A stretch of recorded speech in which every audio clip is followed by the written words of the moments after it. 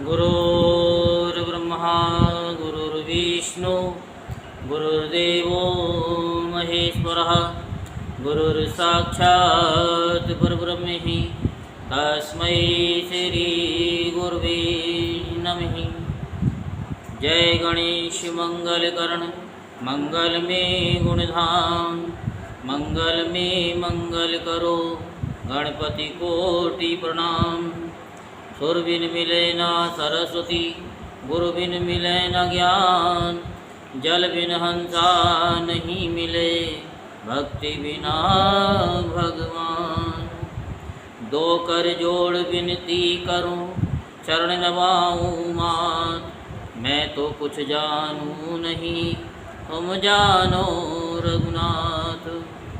बोल वृंदावन बिहारी लाल की जय बोल वहाँ के बिहारी लाल की जय।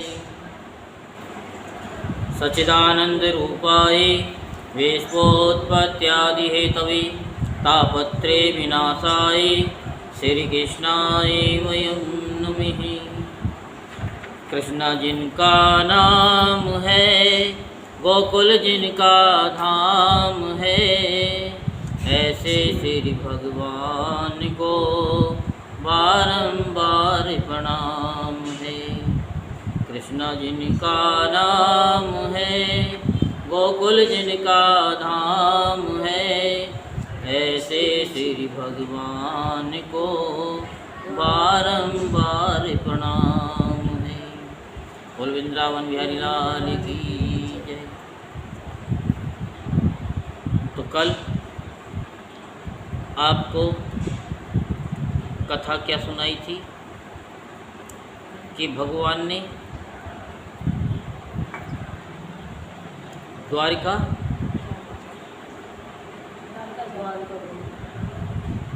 गमन यानी द्वारका गए।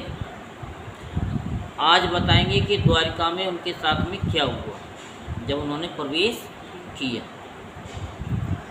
तो द्वारका में श्री कृष्ण का राजोचित स्वागत हुआ जैसे राजा महाराजाओं का होता है इस तरीके से उनका वेलकम हुआ।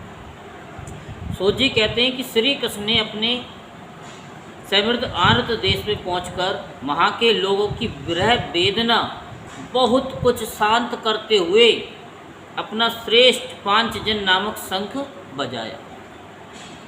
जो वहाँ के लोग विरह वेदना में थे, जब संत पुरुष होते हैं भगवान होते हैं जब वो सामने पड़ते हैं तो उनके अंदर से ऐसी वेव्स निकलती हैं कि लोगों के कष्ट दुख शरीर के भी दुख मिट जाते हैं,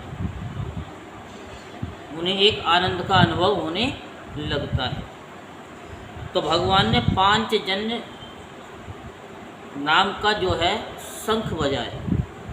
भगवान के होठों की लाली से लाल हुआ वे श्वेत वर्ण का शंख बजते समय उनके कर कमलों में ऐसे शोभायमान हुआ जैसे लाल रंग के कमलों पर बैठकर कोई राजहंस उच्च स्वर से मधुर गान कर रहा था या कर रहा हो। भगवान के शंख की वे ध्वनि संसार के भय को भी भयभीत करने वाली है। उसे सुनकर सारी प्रजा अपने स्वामी श्री कृष्ण के दर्शन के लालसा से नगर के बाहर निकल आई। भगवान श्री कृष्ण आत्मा राम हैं। वे अपने आत्म लाभ से ही सदा सर्वदा पूर्ण काम हैं। फिर भी जैसे लोग बड़े आदर से भगवान सूर्य को भी दीपदान करते हैं वैसे ही अनेक प्रकार की भेंटों से प्रजा ने श्री कृष्ण का स्वागत किया। सबके मुख कमल प्रेम से खिल उठे। वे हर्ष गदगद वाणी से सबके सुहृद और संरक्षक भगवान श्री कृष्ण की ठीक वैसे ही स्तुति करने लगे जैसे बालक अपने पिता से अपनी तोतली बोली में बातें करते हैं। स्वामीन, हम आपके उन चरण कमलों को सदा सर्वदा प्रणाम करते हैं, जिनकी वंदना ब्रह्मा, शंकर यानी शंकर, इंद्र तक करते हैं, जो इस संसार में परम कल्याण चाहने वालों के लिए सर्वोत्तम आश्रय है, जिनकी शरण ले लेने पर परम समर्थ काल भी एक बाल तक बाका नहीं कर सकता, कि जैसे जाको राह के साइयाँ मार सके ना कोई। तो विश्व भावन आप ही हमारे माता, स्वामी और पिता हैं, आप ही हमारे जगत गुरु हैं और परम आराध्य देव भी हैं। आपके चरणों की सेवा से हम कृतार्थ हो रहे हैं। आप ही हमारा कल्याण करें, और कोई नहीं, आप ही हमारा कल्याण करें। हम आपको पाकर सनाथ हो गए। जब तक आप नहीं थे तब तक हम अनाथ थे, अब हम सनाथ हो गए, क्योंकि आपके सर्व सौंदर्य सार अनुपम रूप का हम दर्शन करते रहते हैं। कितना सुंदर मुख है, प्रेम पूर्ण मुस्कान से स्निग्ध चितवन, ये दर्शन तो देवताओं के लिए भी दुर्लभ है। कमल नयन श्री कृष्ण, जब आप अपने बंधु बांधवों से मिलने के लिए हस्तिनापुर अथवा मथुरा ब्रजमंडल चले जाते हैं, तब आपके बिना हमारा एक एक क्षण कोटि कोटि वर्षों के समान लंबा हो जाता है। आपके बिना हमारी दशा वैसी हो जाती है जैसे सूर्य के बिना आँखों की। भक्तवत्सल भगवान श्री कृष्ण प्रजा के मुख से ऐसे वचन सुनते हुए और अपनी कृपा में दृष्टि से उन पर अनुग्रह की वृष्टि करते हुए द्वारिका में प्रविष्ट हुए। जैसे नाग अपनी नगरी भोगवती पातालपुरी की रक्षा करते, वैसे ही भगवान की वह द्वारकापुरी भी मदोभोज दसार अर पुकुर अंधक और वृष्णिवंशी यादवों से, जिनके पराक्रम की तुलना किसी और से नहीं की जा सकती, सुरक्षित थी। वह पूरी समस्त ऋतुओं के संपूर्ण वैभव से संपन्न एवं पवित्र वृक्षों एवं लताओं के कुंजों से युक्त थी। स्थान स्थान पराफलों से पूर्ण उद्यान, पुष्प वाटिकाएँ एवं क्रीड़ा वन थे। ये जो मैं आपको सुना रहा हूँ, ये कभी आपने देखे भी हैं? क्यों? हमने देखे, आपने नहीं देखे? जब वृंदावन में जाते हैं, गढ़ गोविंद जी का मंदिर देखने के लिए भी जाते हैं, तो वहाँ पूरा ऐसे ही सब लता पता सब कुछ ऐसा ही, आज भी ऐसे ही। हाँ, तो वहाँ देखो ना, वही तो सारी चीज़ देखने की है कि जहाँ जो हम बोल रहे हैं वो वहाँ पर है भी है, नहीं है, आज भी है, निधि वन में भी है, और कदम के वृक्ष भी हैं वहाँ।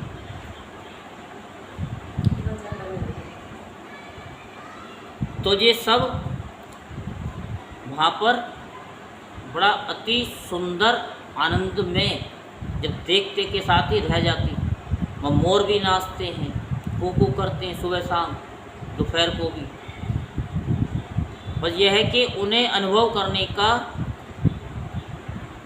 तरीका हमको मालूम होना चाहिए। यानी कि मंदिर के दर्शन करने गए तो वहाँ पर मोर के भी दर्शन नहीं करें, वहाँ मोर के भी दर्शन होंगे, भगवान के भी दर्शन होंगे, हनुमान जी के भी दर्शन होंगे, जो हनुमान जी दौड़ते उछलते कूदते। वहाँ पर सियार सिंगी भी मिलेंगे, नील कौवे भी मिलेंगी, नील गाय, वो तो देखेंगी, वो भी ना देखेंगे। हाँ, तो जो बताए हैं या शास्त्रों में वो सब कुछ है।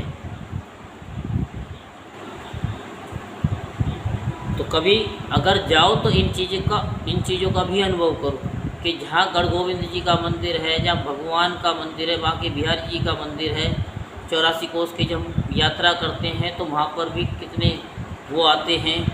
तो वहाँ उन्हीं में ही देखो, जाकी रही भावना तैसी, जैसी होगी वैसे ही उनको मूर्त दिख जाएगी। तो बीच बीच में कमलयुक्त सरोवर नगर की शोभा बढ़ा रही है। सरोवर भी है, मानसी गंगा है, नई सैवरी वाली मैया के पास जाइए, वहाँ भी तालाब है। वहाँ सब अपने हाथ मुंह धोते हैं और इतना गंदा जल होता है, लेकिन मुंह पर एक काई भी नहीं लगेगी आपको, निकलेगा तो गादल ही। लेकिन इस जल से जो आप नहा रहे हो उससे कहीं शुद्ध, एकदम शरीर फूल सा हो जाएगा। वहाँ भी और नई सैवरी वाली मैया, हाँ तो जो बता रहे हैं ना वहाँ भी जाइए। टीवी में देखो, बस टीवी देखो मना नहीं है, यूट्यूब देखो मना नहीं है, लेकिन मन में ये भाव होना चाहिए कि जो हम सुना रहे हैं या और भी संत सुना रहे हैं, जैसा सुना रहे हैं वैसा हमको अनुभव हो रहा है नहीं हो रहा। उस जगह पे जाकर वो भाव हमारा जागृत हो रहा है कि नहीं हो रहा। मोर को देख करके हमारा मन प्रफुल्लित तो नहीं हो रहा। मोर अगर हमारे सामने नाच नहीं रहा, क्यों नहीं नाच रहा? नाचना चाहिए, क्योंकि जब हम भगवान की नगरी में जा रहे हैं और मोर नाचता हुआ ना मिले तो क्या फायदा।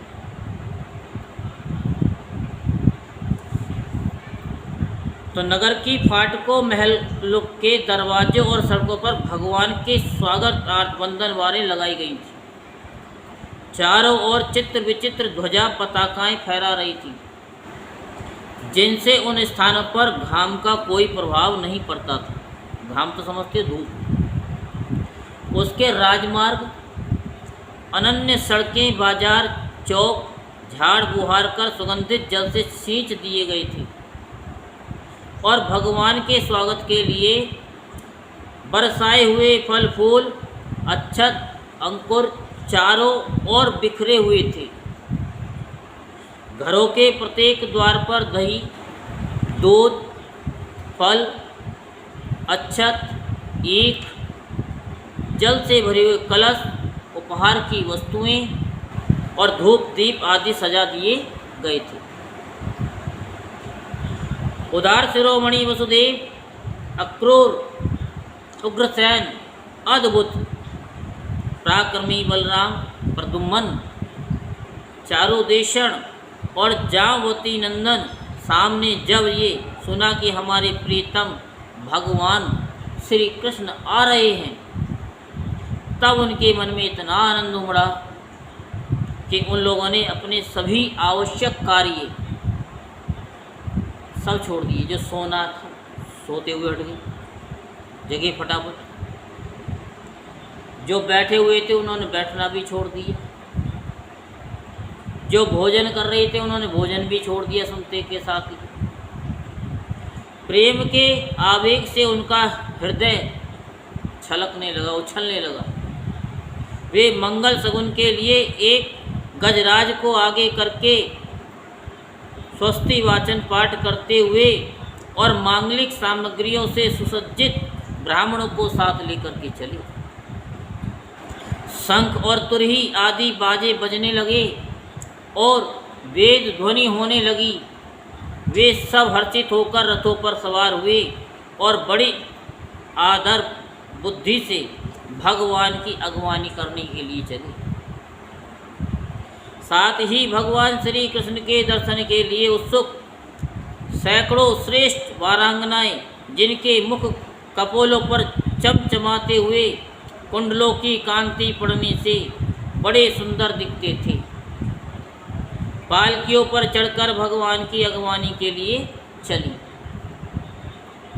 बहुत से नट, नाचने वाले, गाने वाले, वृद्ध, बखानने वाले, सोत, मागध और बंदीजन भगवान श्री कृष्ण के अद्भुत चरित्रों का गायन करते हुए चले। भगवान श्री कृष्ण ने बंधु बांधवों, नागरिकों और सेवकों से उनकी योग्यता के अनुसार अलग अलग मिलकर सबका सम्मान किया। किसी को सिर झुका करके प्रणाम किया, किसी को वाणी से अभिवादन किया, किसी को हृदय से लगाया।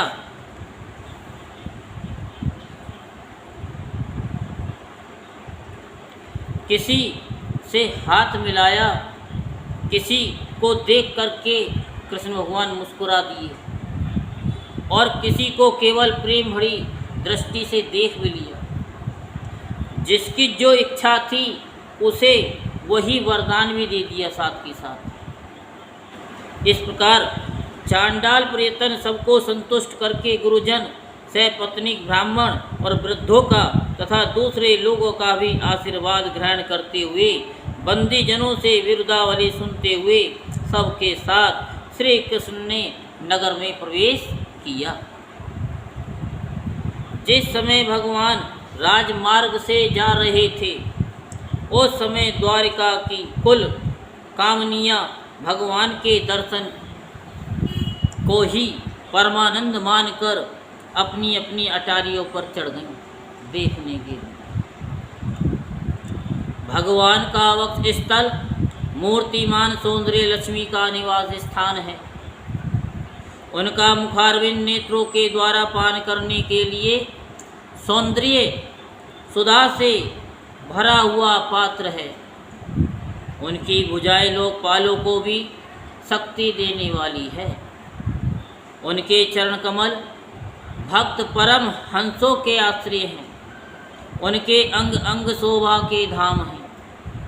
भगवान की इस छवि को द्वारकावासी नित्य निरंतर निहारते रहते हैं। फिर भी उनकी आंखें एक क्षण के लिए भी तृप्त नहीं होती। मन करता है कि बार बार देखते रहो। वहाँ से नज़र ही नहीं हटती। नज़ारे हम क्या, तो बस तो द्वारिका के राजपथ पर भगवान श्री कृष्ण के ऊपर श्वेत वर्ण का छत्र तना हुआ था। श्वेत चवर डुलाए जा रहे थे। चारों ओर से पुष्पों की वर्षा हो रही थी। वे पीतांबर और वनमाला धारण किए हुए थे। इस समय वे ऐसे शोभायमान हुए मानो श्याम मेघ एक ही साथ सूर्य, चंद्रमा, इंद्रधनुष और बिजली से शोभायमान हो। भगवान सबसे पहले अपने माता पिता के महल में गए। वहाँ उन्होंने बड़े आनंद से देव की आदि सातों माताओं को चरणों पर सिर रख कर के प्रणाम किया और माताओं ने उन्हें अपने हृदय से लगाकर गोद में बैठा भी लिया। सने के कारण उनके स्तनों से दूध की धारा बहने लगी। उनका हृदय हर्ष से वियर हो गया और वे आनंद के आंसुओं से उनका अभिषेक करने लगे। माताओं से आज्ञा लेकर वे अपने समस्त भोग सामग्रियों से संपन्न सर्वश्रेष्ठ भवन में गई। उसमें 16,000 पत्नियों के अलग अलग महल थे। अपने प्राणनाथ भगवान श्री कृष्ण को बहुत दिन बाहर रहने के बाद घर आया देखकर रानियों के हृदय में बड़ा आनंद हुआ।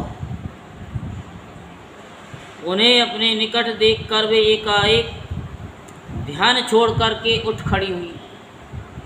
उन्होंने केवल आसन को ही नहीं बल्कि उन नियमों को भी त्याग दिया था।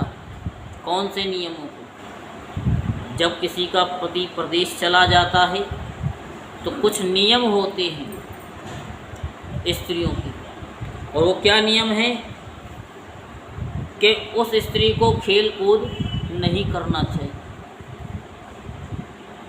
श्रृंगार भी नहीं करना चाहिए, सामाजिक उत्सवों में भी भाग नहीं लेना चाहिए, हंसी मजाक भी नहीं करना चाहिए और पराए घर भी नहीं जाना चाहिए। ये सारे नियम उन्होंने छोड़ दिए थे। जिन्हें उन्होंने पति के प्रवासी होने पर ग्रहण किया था, यानी प्रदेश जाने के बाद ग्रहण किया था।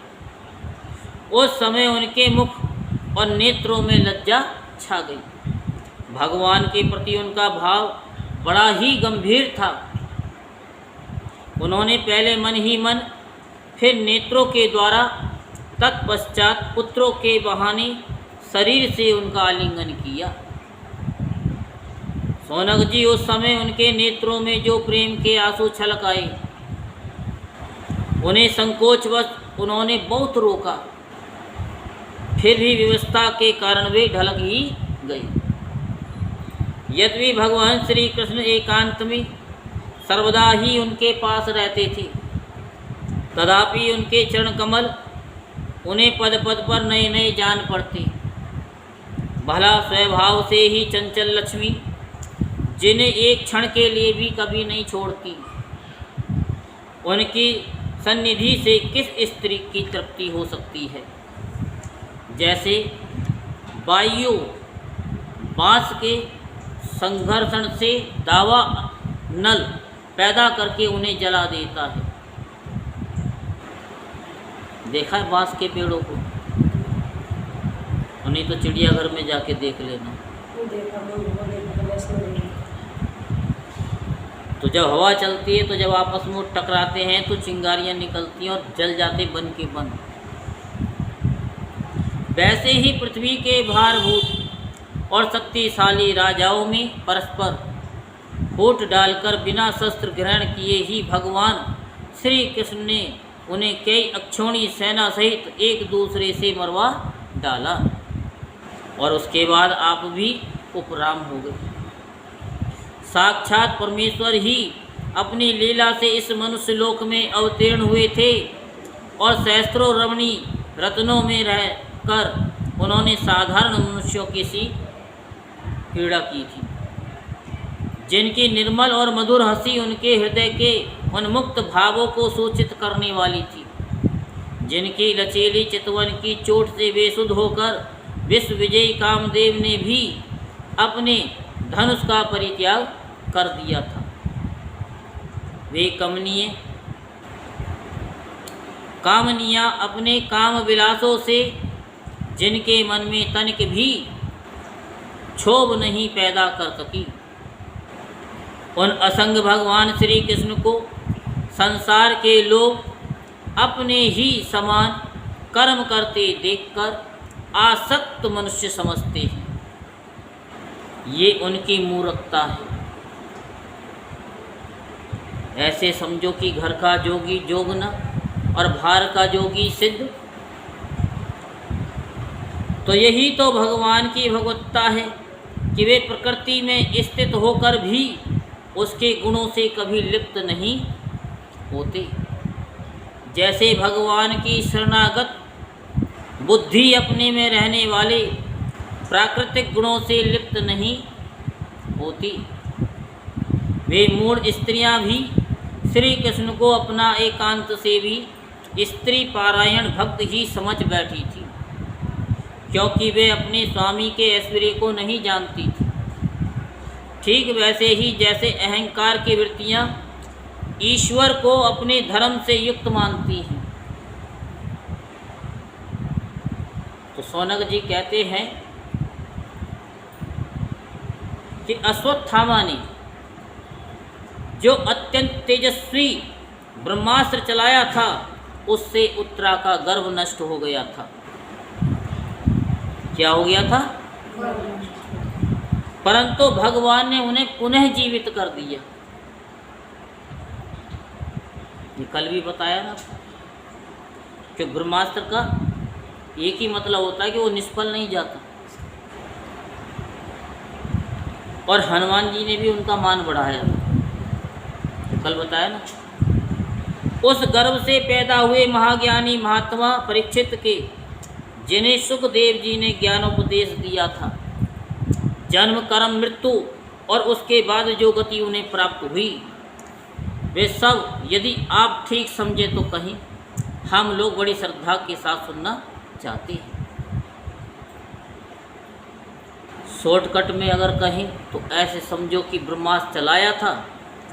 भगवान ने अंगुष्ठ मात्र उत्तरा के गर्भ में जा कर के उस शिशु को उन्हें जीवित किया था, उसकी रक्षा की थी अंगुष्ठ मात्र होकर के। और उसके बाद ब्रह्मास्त्र के तेज को ख़त्म करके भगवान तो आ गए। और जब गर्भ में उन्होंने भगवान को देखा कि सुदर्शन चक्रधारी, जैसे हम किसी कार्टून को देखते हैं, हम कार्टून नहीं कहेंगे भगवान को, कभी आप समझो हम कार्टून, ये तो एक बताया है कि आपको उदाहरण देने के लिए कि जब कोई चीज़ हम कार्टून के रूप में देखते हैं तो बड़ी अच्छी लगती है। ऐसे भगवान अंगुष्ठ मात्र और उनके कुंडल चमक रहे थे, सुदर्शन चक्र भी चल रहा था। उस ब्रह्मास्त्र का तेज निष्फल करने के लिए भगवान के 4 भुजाएं थी, शंख भी थे, चक्र भी थे, गदा भी थे, पद्ममाला पहने हुए थे, छोटे छोटे लोहरे लोहरे हाथ। तो उसे वो शिशु देख रहा था। और जब भगवान रक्षा करके वहाँ से चले जाते हैं और जब उत्तरा के गर्भ से उस शिशु का जन्म होता है तो वो उसका नाम विष्णु रात होता है, नाम रखते हैं उसका विष्णु रात। लेकिन वो जिसकी भी गोद में जाता था तो वो एक टकी होकर के देखता था, नीचे से ऊपर तक। कहते नहीं कि आदमी ये बहुत घूर घूर के देख रहा है, तो इसीलिए उसका नाम क्या पड़ता है, क्योंकि वो क्या करता है कि वो देखता है कि जो मैंने गर्भ में देखा वो कहाँ है, वो तो दिखाई नहीं दे रहा। वो सब में वो परीक्षा कर रहा था कि वो है कहाँ, वो सब जगह उसी को ढूंढ रहा था, इसीलिए उसका नाम परीक्षित पड़ा था। तो ऐसे तो परीक्षित का जन्म हो गया, लेकिन इसे विस्तार पूर्वक सुनते हैं तो इसका फल कुछ और ही होता है कि जो शॉर्टकट में भी सार बताया है तो उसका विस्तार भी सुनना हमको चाहिए, क्योंकि इसमें एक एक शब्द बेकार नहीं है। जिनके पास समय नहीं है तो भैया वो तो शॉर्टकट में अपना सुन लो, राजा परीक्षित की तरह कि भैया 7 दिन ही है, उससे ज़्यादा समय नहीं है। लेकिन हमारे तुम्हारे पास में, और शौनकादि ऋषि जो नैमिषारण्य में बैठे हुए थे उन्होंने सूत जी से कहा कि हमारे पास में प्राप्त समय है, ऐसे आपके पास में भी प्राप्त समय है और हमारे पास भी प्राप्त समय है। तो कहीं शॉर्ट में तो कहीं विस्तार पूर्वक सुनाते ही रहे। तो शॉर्ट में सुनाते हैं ना तो वो ज़्यादा जल्दी समझ में आ जाती है, और लेकिन विस्तार से जब हम सुनाते हैं ना, पहले शॉर्ट में फिर विस्तार में फिर शॉर्ट में, तो वो फिर एक तरीके से इस तरह से हो जाता है कि जैसे बच्चे को टीचर पढ़ा देते हैं और फिर उसके बाद में पढ़ाते हैं और फिर शॉर्टकट में ही बता देते हैं कि हाँ भाई इसका ये सूत्र लगा दो और ये तुम्हारा काम हो गया। अब वो सूत्र के बारे में नहीं बताएंगे, ये सूत्र ये है, इसका मान ये है, फिर तो बच्चा अपने आप समझ जाएगा ये सूत्र लगाना है तो इसमें ये अक्षर आएगा, इसका यहाँ पे मान ये रखना है। जैसे कि आपको पता है कि आपके दामाद जी घर आए तो उनको मान क्या देना है, उनके भाई आए तो उनको मान क्या देना है, और अगर उनके साथ में अगर नौकर आ जाए तो उसको मान क्या देना है। सबके मान अलग अलग हो जाते हैं।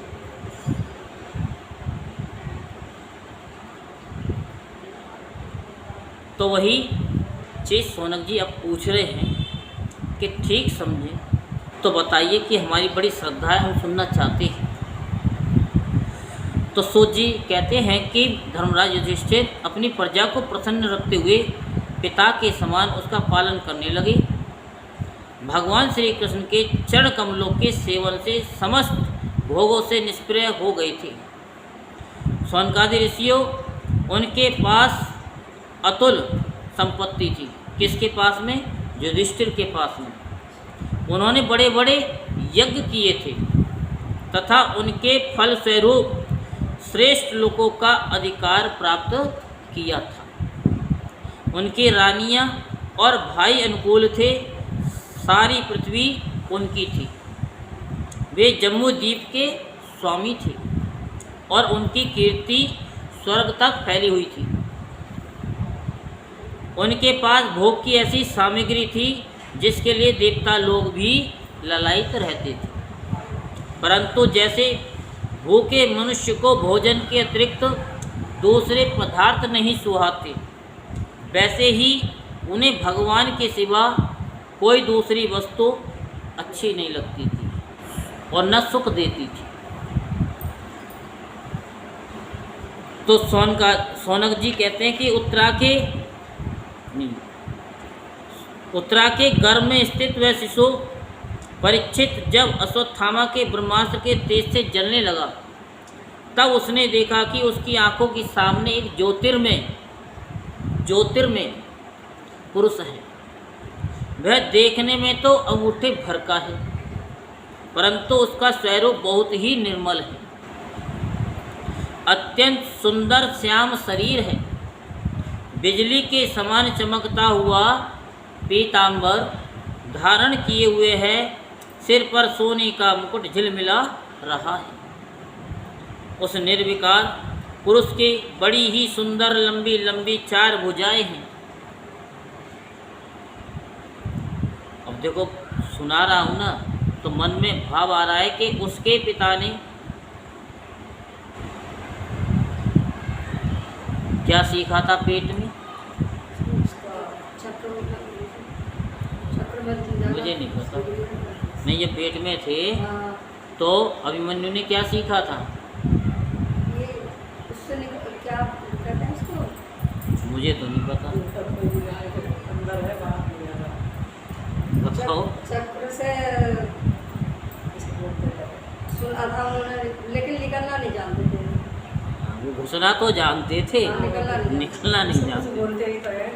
अब क्या बोलते हैं वो सोचते रहे, कल बताना। जब हम विस्तार से बता रहे हैं तो ध्यान भी रखो ना। तो उन्होंने तो वो सीखा और इन्होंने तो भगवान को साक्षात दर्शन किए गर्भ के अंदर। ये बताओ कितनी बड़ी बात है कि लोग बाहर आने के बाद भी उनका ध्यान करते हैं और उन्हें तो गर्भ में ही भगवान के दर्शन हो गए। ये कितने सौभाग्य की बात है। कानों में तपाए हुए स्वर्ण के सुंदर कुंडल, यानी सुंदर कुंडल, आँखों में लालिमा है, हाथ में लूके के समान जलती हुई गदा लेकर उसे बार बार घुमाता जा रहा है और स्वयं शिशु के चारों ओर घूम रहा है। मैंने कार्टून की तरह बताया ना, ऐसे। तो जैसे सूर्य अपनी किरणों से कुहरे को भगा देते हैं, वैसे ही वह उस गदा के द्वारा ब्रह्मास्त्र के तेज को शांत करता जा रहा था। है? आपको याद आया? अभिमन्यु किसमें घुसना जानता था? चक्रव्यूह तो नहीं बोलते हैं? चक्रव्यूह है, मुझे नहीं पता। नहीं तो घुसना का तो, घुसने के लिए तो हम भी बोल रहे हैं, क्योंकि जब निकलने का समय आया था तो माता तो सो चुकी थी, क्योंकि माता जगेगी तो बच्चा भी सुनेगा, माँ सो जाएगी तो बच्चा भी सो जाएगा, क्योंकि उससे नाल से संबंध होता है। तो वही सारी चीज़ है। अब हाँ, नहीं आती, कम आती है लेकिन आ जाती है, और जो जुबान पे आ जाए तो फिर वो बात ही क्या है। उस पुरुष को अपने समीप देखकर वे गर्भस्थ शिशु सोचने लगा, ये कौन है। इस प्रकार उस 10 मास के गर्भस्थ शिशु के सामने ही धर्म रक्षक भगवान श्री कृष्ण ब्रह्मास्त्र के तेज को शांत करके वहीं अंतर्ध्यान हो गए। ग्रहों से उदय से युक्त समस्त सद्गुणों को विकसित करने वाले शुभ समय में पांडवों के वंशधर परीक्षित का जन्म हुआ। जन्म के समय ही बालक इतना तेजस्वी दिख पड़ता था। तेजस्वी क्यों ना हो, जब भगवान ने उनकी रक्षा की है तो तेजस्वी तो होना ही होना है। मानो स्वयं पांडवों ने ही फिर से जन्म लिया हो। पौत्र के जन्म की बात सुनकर राजा युधिष्ठिर मन में बहुत ही प्रसन्न हुए। उन्होंने धूम में कृपाचार्य आदि ब्राह्मणों से मंगल वाचन और जात कर्म संस्कार करवाए। महाराज युधिष्ठिर दान के योग्य समय को जानते थे कि दान का समय क्या है।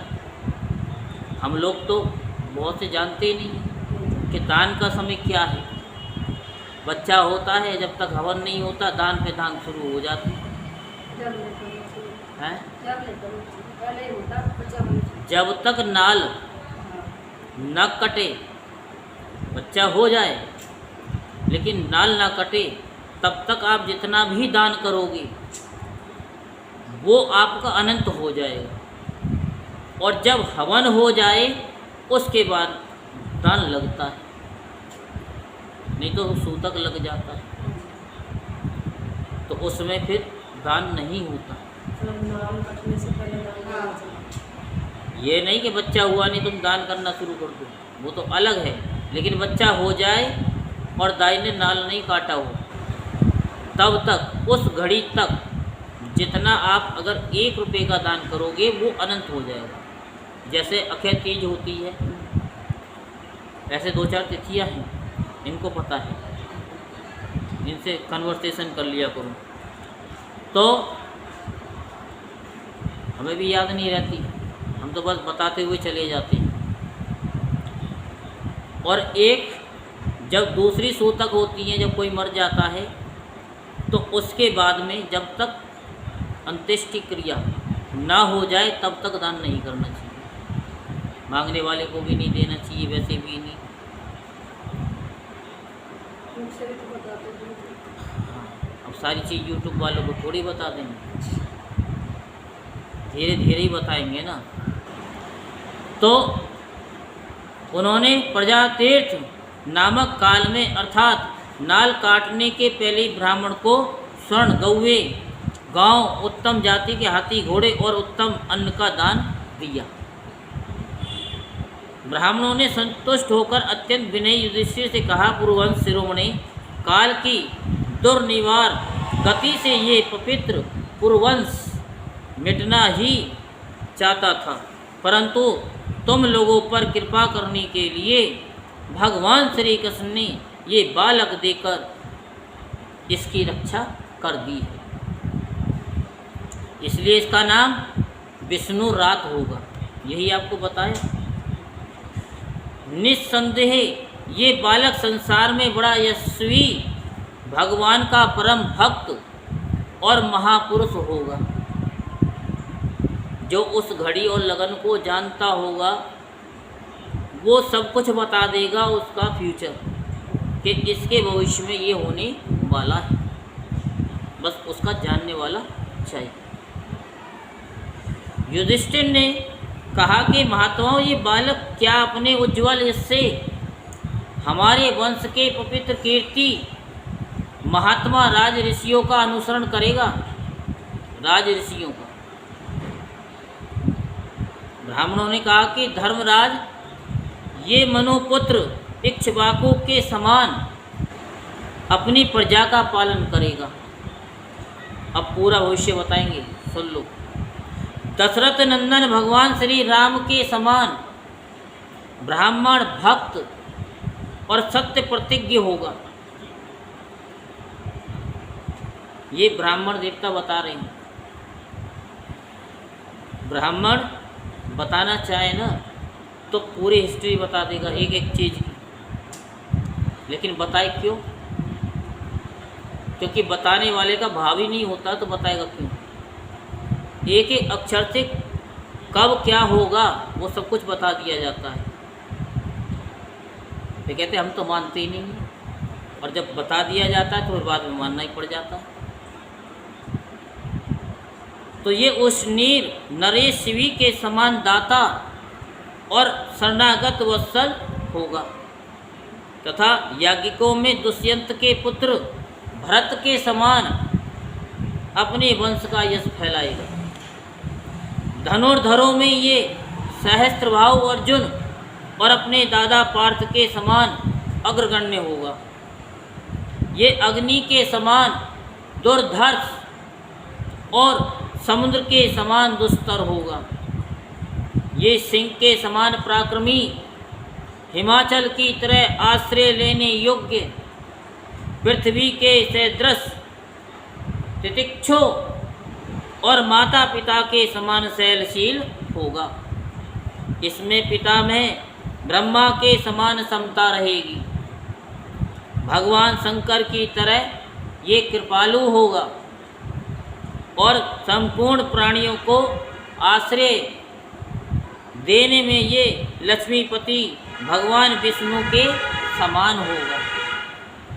ये समस्त सद्गुणों की महिमा धारण करने में श्री कृष्ण का अनुयायी होगा। रंती देव के समान उदार होगा और ययाति के समान धार्मिक होगा। ये ययाति के बारे में तो जानती हो। और धैर्य में बलि के समान, और भगवान श्री कृष्ण के प्रति दृढ़ निष्ठा में ये प्रहलाद के समान होगा। ये बहुत से अश्वमेध यज्ञों का करने वाला और वृद्धों का सेवक होगा। वृद्धों का समझते हो? वृद्ध कौन होती? बूढ़े, ओल्ड मैन। ठीक। इसके पुत्र राज ऋषि होंगे। मर्यादा का उल्लंघन करने वालों को ये दंड देगा। ये पृथ्वी माता और धर्म की रक्षा के लिए कलयुग का भी दमन करेगा। ये आप जानते हो कि राजा परीक्षित ने पूछा था ना, तो ये आ रही है बात, वो आएंगे आगे, लेकिन पहले बताया जा रहा है। ब्राह्मण बता रहे हैं और मुझे बताना इसमें कौन सी ऐसी बात है जो कि ब्राह्मण ने बताया और वो आगे ना हुआ हो। ये तो छोड़ो, अगर हमने यहाँ आपको बता दिया कि ऐसे होगा तो वैसे ही होगा। अपनी बड़ाई नहीं कर रही, सिर्फ एक लगन का फल होता है। तो ब्राह्मण कुमार के शाप से तक्षक के द्वारा अपनी मृत्यु सुनकर ये सबकी आसक्ति छोड़ देगा और भगवान की शरण लेगा, भगवान के चरणों की शरण ले लेगा। ऐसे कितने मनुष्य जिनको पता लग जाए कि हाँ तेरी अब मृत्यु होने वाली है, अब तेरे पास में ये होने वाला है, तो वो उसका उपाय कर ले। हम तो मानते ही नहीं, और जब हो जाता है तो अब क्या करें। अब तो भैया ये तो है नहीं कि जो ऊपर से गिर गया तो पिक्चर की तरह तो है नहीं कि उसे पीछे से चला दो तो वो नीचे से ऊपर की ओर चला जाएगा, रील पीछे घुमा दो, क्योंकि बीता हुआ समय कभी वापस नहीं आ सकता। तो वक्त रहते ही संभल जाना चाहिए, और वक्त पे जो संभला नहीं तो फिर वक्त उसको संभलने का मौका भी नहीं देता। और भगवान ने जितनी सांसें दी हैं उससे ना तो कम होती है ना ज़्यादा होती है।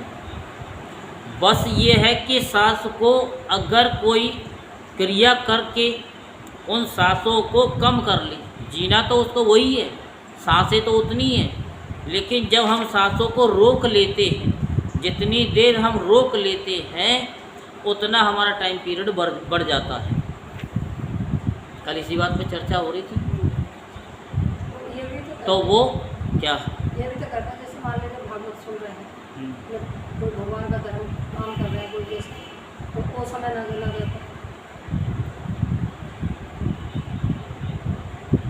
वो समय गिना नहीं जाता। क्यों नहीं गिना जाता? समय सांस नहीं ले रहे हो क्या? बस तो ले रहे हैं। नहीं तो सांस बंद कर दो तब सुनो। क्या है मैं किस मारे बता रही हूँ क्या है क्या ये तो आप जब हम सांस की जो गिनती है, आप कथा सुन रहे हो उसका पुण्य मिलेगा। आपको जो व्यर्थ इधर उधर का समय तुम्हारा जाएगा उससे आप बच जाओगे।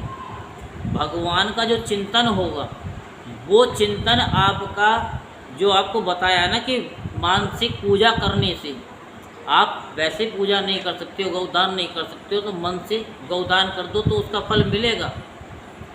मन से आप गंगा जी नहा लो उसका पुण्य मिलेगा। लेकिन ये क्या है कि हम जो भगवान का भजन करते हैं उसका पुण्य मिलेगा मानसिक। आप सोचो कि कथा में हम बैठे हैं तो हमारी आयु बढ़ जाए, उससे आयु नहीं बढ़ेगी। उससे तो आपका मोक्ष खुला है, आपके पाप कट रहे हैं, संताप आदिक और दैविक भौतिक ये 3 ताप मिट रहे हैं। आयु लंबी होने के लिए तो आपको अपने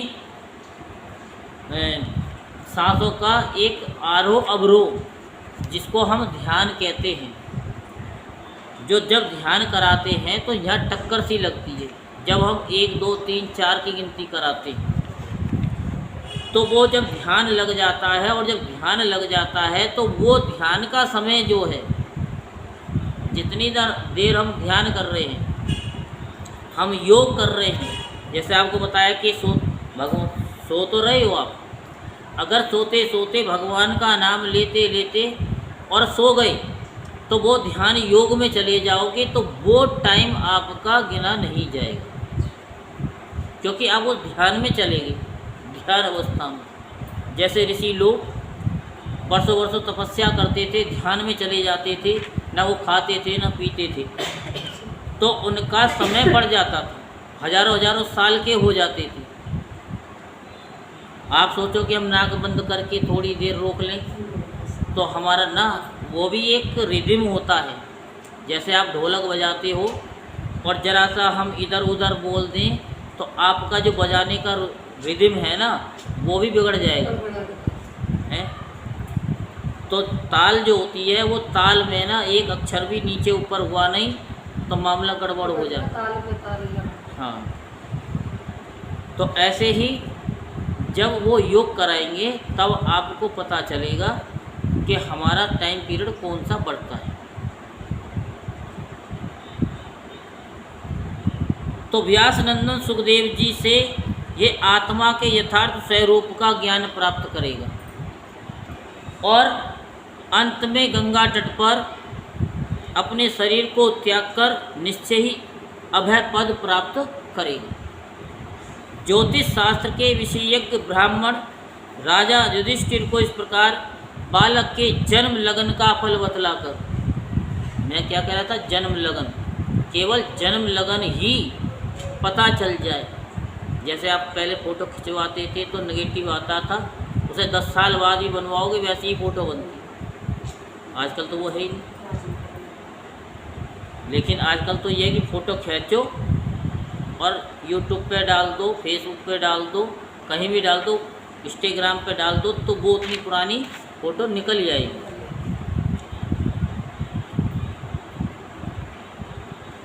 तो जन्म लगन का फल बतलाकर और भेंट पूजा लेकर अपने घर चले गए। वही ये बालक संसार में परीक्षित के नाम से प्रसिद्ध हुआ, क्योंकि वह समर्थ बालक गर्भ में जिस पुरुष का दर्शन पा चुका था उसका स्मरण करता हुआ लोगों में उसकी परीक्षा करता रहता था। आ गई वही बात, परीक्षा। वही चीज़ शॉर्ट में बताई और वही आपको विस्तार से भी बता दी। देखें इनमें से वह कौन सा है।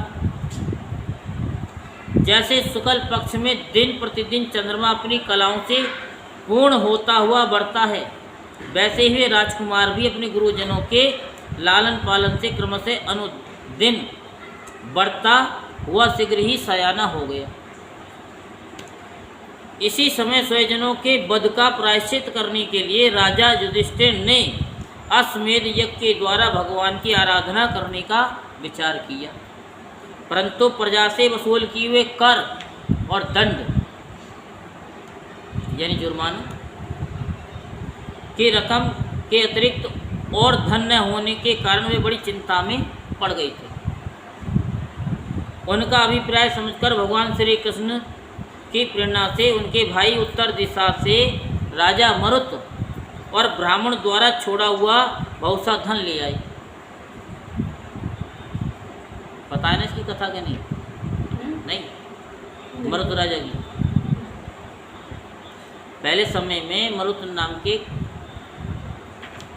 महाराज थे, तो उन्होंने क्या था कि वो जितने भी ब्राह्मण होते थे सबको जो भोजन कराते थे तो सोने के बर्तनों में ही कराते थे, और वो बर्तन मांजते नहीं थे। खाना खिला करके वो उत्तर दिशा में फेंक दिए जाते थे, और ब्राह्मणों को भी इतना धन देते थे कि ब्राह्मण भी उन इतने धन को लेके नहीं जा सकते थे। जो बच जाता था वो भी उनको यह आज्ञा थी कि जितना आप ले सकते हो ले जा सकते हो, किसी वाहन में जैसे भी है उतना ले जाओ, और अगर बच जाए आपका जो धन है उसे उत्तर दिशा में फेंक दे, उसको कोई नहीं लेता।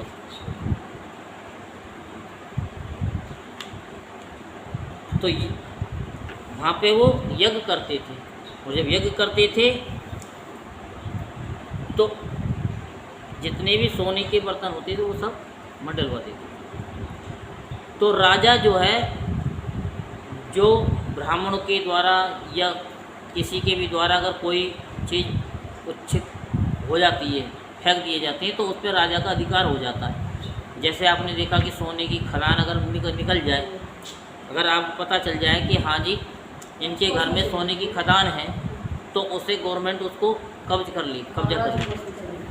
ठीक है, जैसे पेट्रोल का हुआ, सोने की खदान हुई, कोयले की खदान हुई, तो वो जो है सरकार की हो जाती है। तो वो कृष्ण भगवान के द्वारा उन्होंने बता दिया कि वहाँ से वो धन को ले आओ, तो वो वहाँ से ले आए। उससे यज्ञ की सामग्री एकत्र करके धर्मराज युधिष्ठिर ने 3 अश्वमेध यज्ञों के द्वारा भगवान की पूजा की। युधिष्ठिर के निमंत्रण से पधारे हुए भगवान ब्राह्मण द्वारा उनका यज्ञ संपन्न कराकर अपने सुहृद पांडवों की प्रसन्नता के लिए कई महीनों तक वहीं रहे। अगर आपके सामने भगवान आ जाए तो आप फिर कहते कोई यज्ञ वज्ञ नहीं करोगे, क्योंकि भगवान तो अब मिल गए, अब हमें यज्ञ करने की जरूरत ही क्या है। लेकिन नहीं, वो कर्म है, वो तो करना ही पड़ेगा। तो सौनक जी इसके बाद भाइयों सहित राजा युधिष्ठिर और द्रौपदी से अनुमति लेकर अर्जुन के साथ यदुवंशियों से घिरे हुए भगवान श्री कृष्ण ने द्वारका के लिए प्रस्थान किया। बोल वृंदावन बिहारी लाल की जय, बोल वाकी बिहारी लाल की जय। अब ओम का उच्चारण करते हैं। जब हम ओम का उच्चारण करते हैं इससे भी हमारी उम्र बढ़ती है, और जितना हम अंदर का करते हैं उससे भी हमारी उम्र बढ़ती है, क्योंकि हम इसको थोड़ा लंबा करते हैं ना, तो वो हमारा एक गिना जाता है। इतनी देर में हम पता नहीं कितने सांस ले जाती हैं।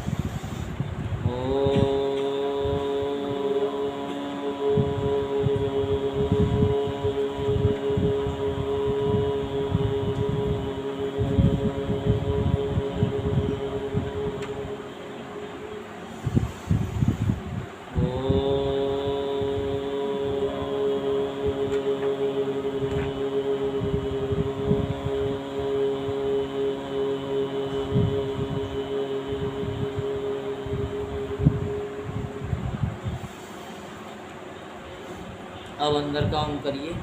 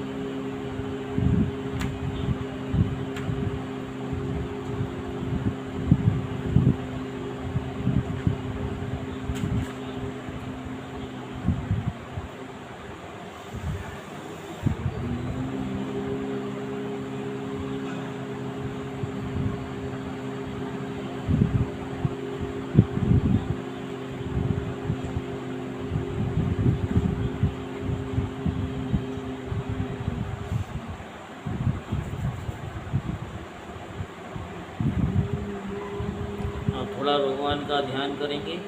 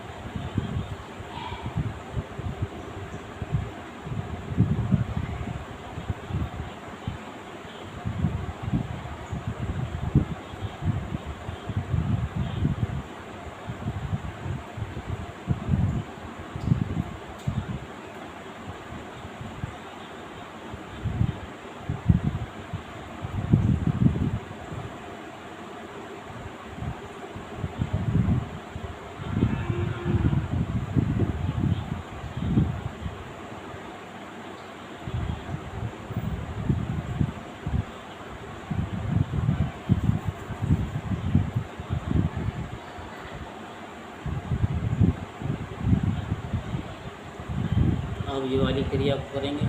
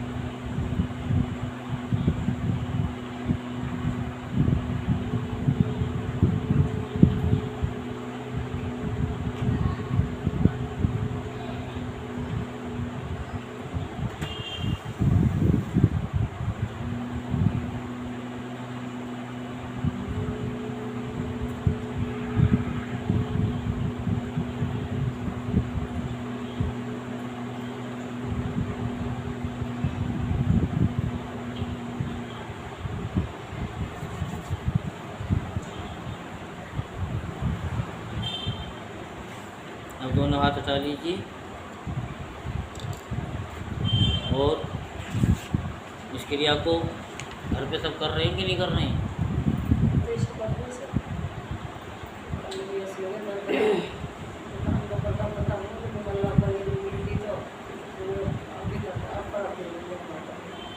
कोई नहीं, धीरे धीरे आराम पड़ जाएगा। करो। घर पे भी करते हैं कि नहीं करते हैं? कुछ भी। चलो तो कल से जाए थोड़ा टाइम बढ़ा देंगे, कथा कम कर देंगे। आप करती हो कि नहीं?